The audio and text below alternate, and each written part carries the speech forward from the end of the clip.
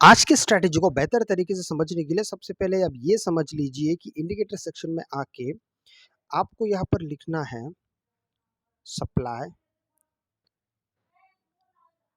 And demand strategy. इस बात का आप ध्यान रखिएगा, सप्लाई एंड डिमांड ओनली नहीं, supply and demand strategy by Mohammad. इसको आपको ध्यान में रखना है। चलिए इसको हम चार्ट पे लगा लेते हैं। अब चार्ट पे लगाने के बाद टाइम फ्रेम आप याद कर लीजिएगा। टाइम फ्रेम हमारा 15 मिनट का है। अब इस स्ट्रेटजी की सबसे बड़ी खास बात यह है कि आपको सिर्फ और सिर्फ कॉल के लिए ही ये वाला इंडिकेटर फेमस है। सिर्फ और सिर्फ कॉल के लिए ही ये जाना जाता है। तो 15 मिनट ही क्यों, इसको हम 1 मिनट टाइम फ्रेम में भी देख सकते थे, 5 मिनट में भी देख सकते थे, लेकिन 15 मिनट इसलिए कि जब आपको 15 मिनट में ये मूव देता है तो ये बहुत अच्छा खासा पॉइंट्स आपको एक बार में दे देता है। और याद रखिएगा एक बात, ऑप्शन ट्रेडिंग की सबसे ज़रूरी बात, लोग सुबह के 9:15 से लेके 3:30 बजे तक जितने लोग ट्रेड करते हैं ना, इनमें से करीबन 99% लोग लॉस लेके ही बाहर निकलते। उसका मेन कारण यही कि दिन भर का उनका दिमाग में कुछ क्लियर है ही नहीं कि टारगेट मेरा कितना है, कितना लेके मुझे बाहर निकलना है, बस उतने ही से ही। हाँ, बहुत सारे लोग क्या करते हैं कि एक ट्रेड लेते हैं या कोई 2 लेते हैं, कोई 3 लेते हैं, अपने अपनी स्ट्रैटेजी के अनुसार वो इस्तेमाल करते हैं। लेकिन कुछ लोग अनलिमिटेड, मतलब उसका कोई काउंटिंग ही नहीं है, जब तक सोचते कि मेरा पीएनएल ग्रीन ना हो जाए मैं करता रहूँगा, बस यही सबसे बड़ी गड़बड़ी है।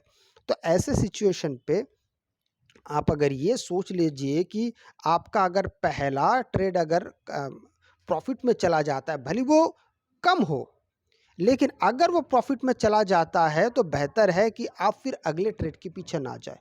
अगर आपका पहला लॉस में चला जाता है लेकिन दूसरा प्रॉफिट में चला आता है और ये आपका ब्रेक इवन में चला है, मतलब आपका नुकसान नहीं हुआ पर बहुत बड़ा फायदा भी नहीं हुआ, तो भी काफ़ी होता है।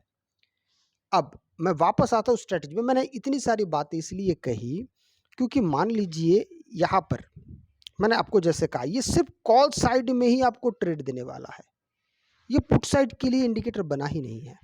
तो कॉल साइड में मान लीजिए हमारा प्राइस एक्शन कहाँ बन रहा है, इस जगह पे।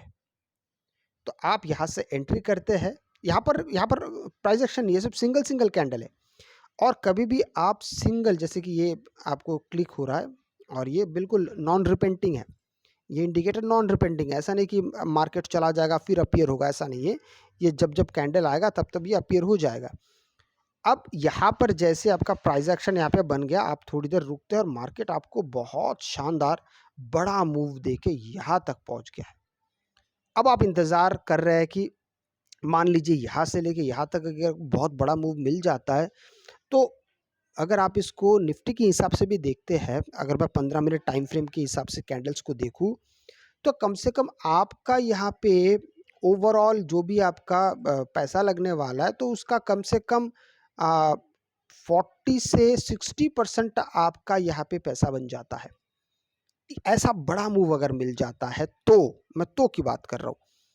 तो इसके बाद भी अगर आप सोचेंगे कि मुझे लगे रहना है, तो वो जो 40, 50, 60% जो आपको मिल रहा है ना, वो अब दिन में आप मार्केट से लेने के बजाय मार्केट को दे के जाने वाले हैं।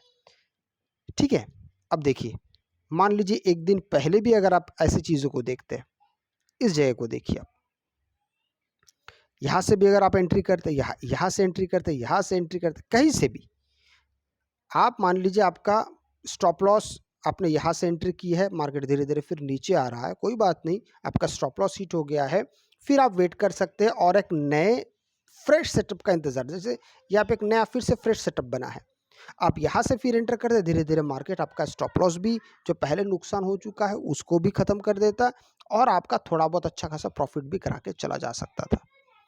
इसीलिए मैंने आपको सबसे पहले कहा कि ऐसे स्ट्रेटेजी में आपको बार बार एंट्री नहीं करनी चाहिए, आपके लिए ज़्यादा बेहतर होगा।